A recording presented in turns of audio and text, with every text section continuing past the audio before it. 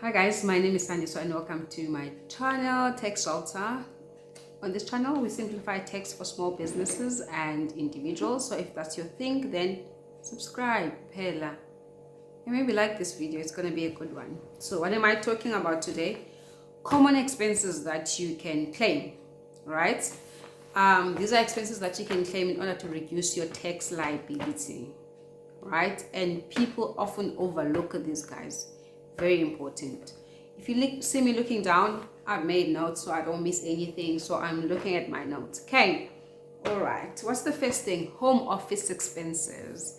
Guys, ever since that pandemic, a lot of people now work from the home and some even work from the home and the office. So it's a hybrid situation. As a lot, even where I work, there's a hybrid situation. So, but remember what's important is just to make sure that home is more than office. Then you're able to claim, and also make sure that your employer just does a letter for you stating that you work from home and whatnot. You can even ask for it, because sometimes SARS will ask for it.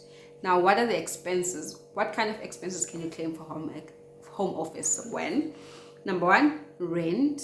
Obviously, you need to apportion. And number two, interest on mortgage bond. If you're staying in your own home that you bought yourself, cleaning, rates, electricity, maintenance, wear and tear for your office equipment. This is not everything, guys. These are just examples of the expenses that I claim. I think I have done a special video from home office expenses, and you should check it out amongst all these videos. It's a very useful video, and also it's very thorough on what SARS needs when you are claiming for home office expenses, because they do disallow a lot of stuff, and they have disallowed a lot of home offices in the past, right? So check out that video. But home office is definitely one of the things that people can claim and often do not claim, right? Second one, retirement annuity contributions. Guys, don't slip on this, please. If you are still working and you want to save towards retirement, grab this opportunity with both hands. This is like you putting money into retirement and SARS saying thank you for doing that. Don't sleep on it. Definitely the maximum is kept at 350,000 rand per year.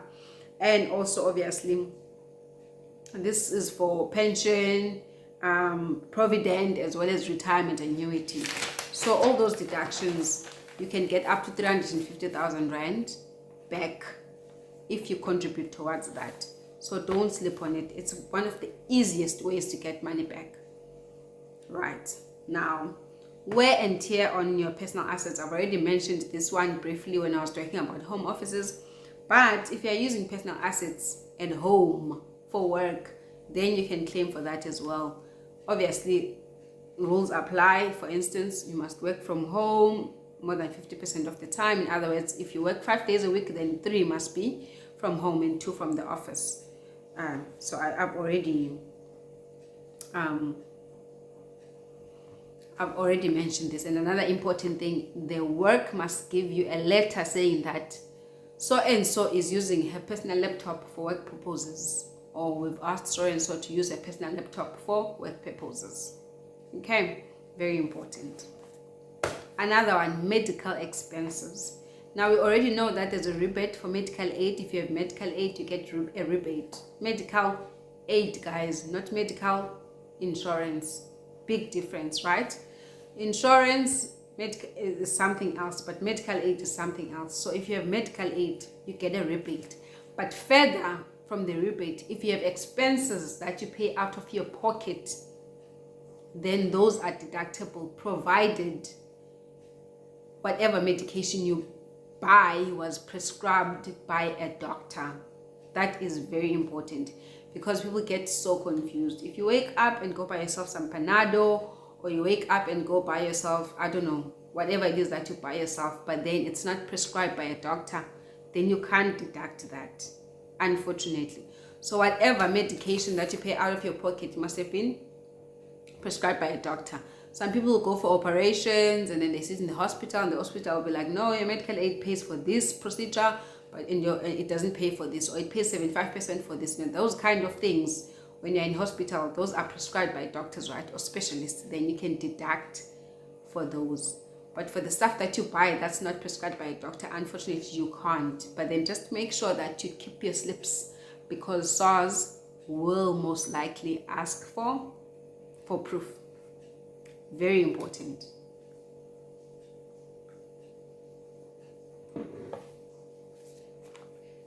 Next is the travel claim, right? Very important. If you're using a car that is provided by your work and you're using it for traveling, for work purposes and whatnot, please keep a logbook. Cannot emphasize this enough. And also, even if you have your own tracker, fancy logbook, that's completely fine, but just make sure that it actually is similar to SARS's logbook. In other words, everything that is in the SARS's logbook is also there on yours. For instance, most of these tracker things don't have a space for reason, because obviously, I mean, imagine if you had to put in a reason every time you're traveling. I don't think they have time for that. So whenever some of my clients have submitted their logbooks to SARS and it's those tracker logbooks, yes, they fine, they're correct, there's nothing wrong with them, but then SARS always comes back and be like, listen, complete the reason for us. Yes, we see that you went to see whoever in East London, but what was the reason for that? So SARS wants that. Or you can use SARS's logbook. They have their own logbook. You can get in the SARS website. It's the same logbook every year. It's just that you'll see that the one year it's going to say 2024, the next year it's going to say 2025, and so on and so forth. So if you use that logbook, then you are safe, because everything SARS wants, it's on there, right?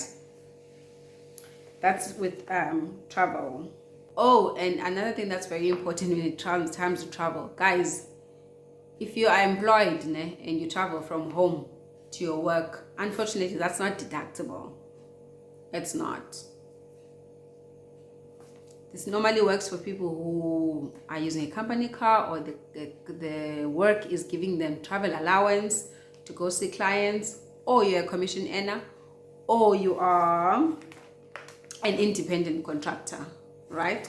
So how do you know all this? So if you receive travel allowance from work, you will either get this code, write it down, 3701 or 3702, right? This is now on your payslip.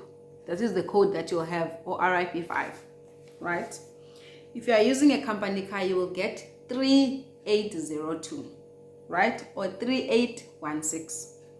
If you're a commission earner and you earn more than 50% of your income is commission, then you can go crazy with travel. In fact, most expenses you can, right? Very important.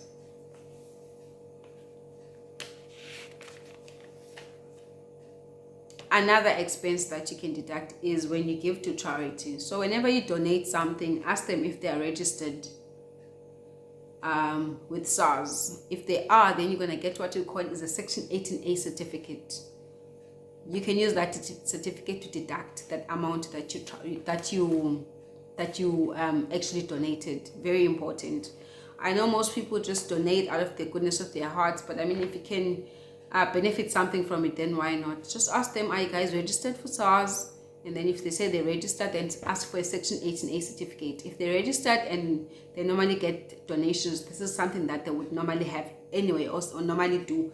And some places even send you the certificate anyway, even if you don't ask for it. But then if you don't, then it doesn't hurt to ask, so that you can get the deduction for this, for using the Section 18A certificate, right?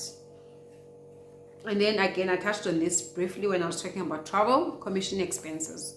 If you're a commission earner, guys, come on, there is a lot of expenses you can deduct. In fact, when you're a commission earner, you are seen as someone who runs a business. So a whole lot of expenses that you are incurring are actually deductible. Travel, stationery, home, and whatnot. And the nice thing about being a commission earner is that as long as your commission is more than 50% of your income, then you don't have to comply with a whole lot of things. So you can deduct a whole lot of expenses, entertainment, legal fees, if you were paying people for referrals, that all those expenses are deductible. If you were a commission earner and you want to find out more what expenses you can deduct, what you can't deduct, and whatnot, then you're more than welcome to email me and we can do a consultation for you. But there's a whole lot of expenses that commission earners are leaving and not claiming from SARS. Very important. Otherwise, that is basically it for today. If you enjoyed the video, or if it was any helpful at all, then please just give it a thumbs up, and also subscribe to the channel, guys. And yeah, just want trying to create awareness, and also it helps me as well. Even though I didn't create the channel to be monetized, I mean, I've had the channel for what now, since 2018. It would be nice to eventually be monetized and get some money for doing what I'm doing here, which is something that I enjoy and love doing. So yeah, please subscribe and actually like. Thank you.